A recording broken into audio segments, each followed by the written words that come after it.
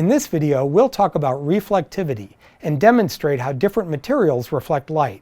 Last attribute of light I want to talk about is reflectivity, what the light's hitting. And that makes that's a big part of what you see. So here, for example, you know, we saw some of that with like the wine glasses. You know, it hits the top of this lid and you get a very bright highlight, or it hits the glass here. You know, there are a number of different places where it's like the edges up here, you know, you see it reflecting back off of that. This is called a chip chart, pretty worn one. And this is called a waveform monitor. I think I mentioned that earlier. When you point a camera at a chip chart, the waveform monitor looks like that. It makes this look like little steps, you know, and that's because, you know, you got bright, step, step, step, step, step down to dark, and then dark, step, step, step, step, step up to bright. And so when you put that on there, going left to right, you can see it go dark, up to bright, bright, down to dark. And actually, Rex, can you just iris up and down for a minute? If you use the iris to make the whole picture darker and brighter, you can see it goes up and down. But what that shows you is how the brightness of those different little pieces of reflective material, you know, affect the brightness of the picture. So you can have a shot where you're looking out a window, like we were trying to demonstrate earlier, and saying that's way too bright back there.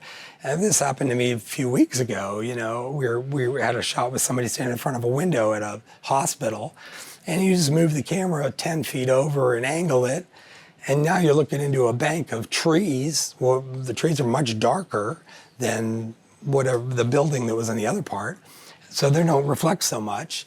And now you've got a good exposure. So, you know, the brightness of the thing that it's reflecting off is pretty important. So this little gizmo is meant to show you kind of extremes.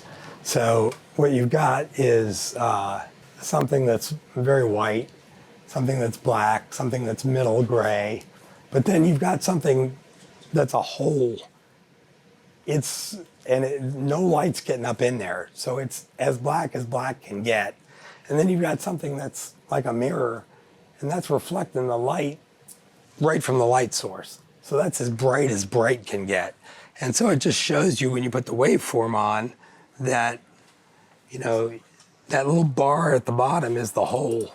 And this little bar at the top is that ring up there, you know. And then you can see the sections that are the white sections and the gray sections and the black sections. You want to iris that up and down. You know, you can just see all that going up.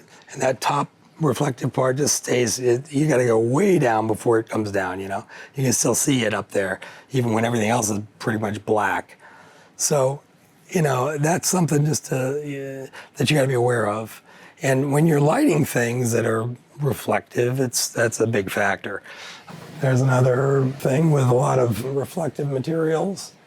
So, you know, obviously a practical concern here is you put the light in the wrong place and you're going to see the light itself, you know, so you want to be aware of that.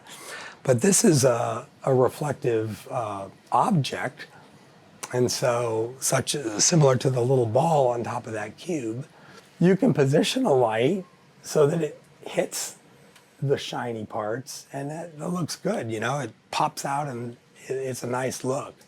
But if you position the light the wrong way, it might, you know, glare and not look good. So, you know, you're just aware of the fact that that's a very reflective material.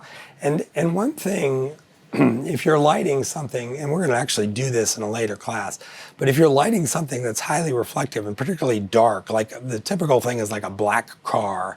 I actually have a black coffee maker I'm going to use to demonstrate this. But it's like you're shooting into a mirror, and you're really not lighting the object because you can't see the object. You're lighting whatever it's reflecting.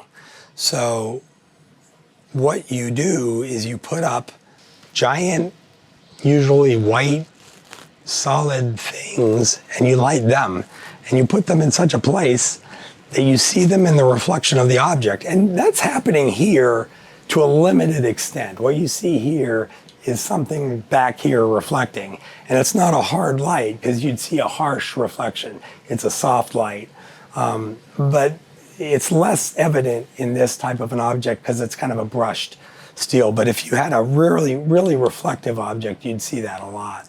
But you know, the glass is reflective, so there's a lot of things going on there. And this is another thing happening here is controlling the light. That we're not. This is on a piece of glass, so we're not letting light spill all over the place. You got a little bit of this background here, but not very much. So, you know, it's just, you know, using flags and things to control the light. Click on the next video to continue. New videos drop every couple of days. If you like what you see, like and follow us on our social media channels. And everything is downloadable for free on our website, rucciproductions.com.